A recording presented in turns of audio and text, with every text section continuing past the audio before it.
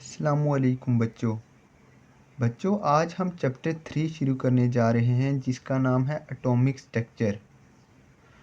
और इस चैप्टर को हम कंप्लीट क्लैरिटी के साथ समझेंगे क्योंकि जो हम टॉपिक करेंगे ना उसके साथ उसके रिलेटेड इम्पोर्टेंट एमसीक्यूज भी सॉल्व करेंगे।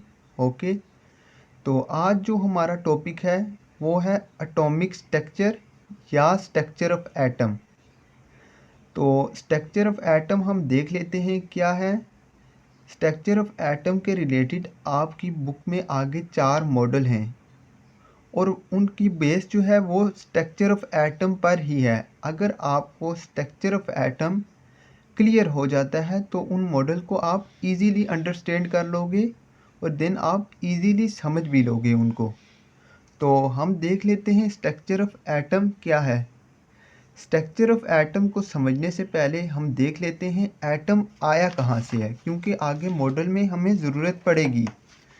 तो ये देखें, ये हमारे पास होते हैं एलिमेंट, आपकी बुक में बने हुए हैं, ये होते हैं एलिमेंट।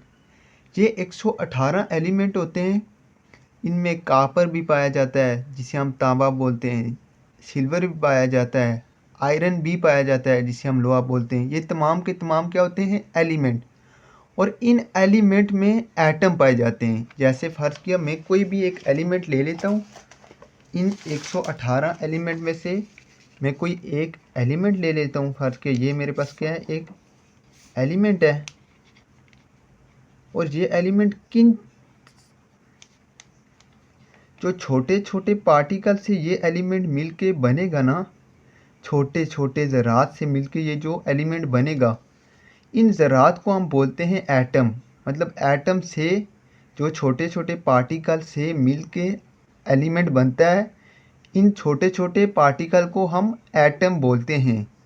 अब मैं यहाँ से फ़र्ज़ किया ये एक एटम ले लेता हूँ और मैं इसका स्ट्रक्चर डिस्कस करने वाला हूँ। ओके,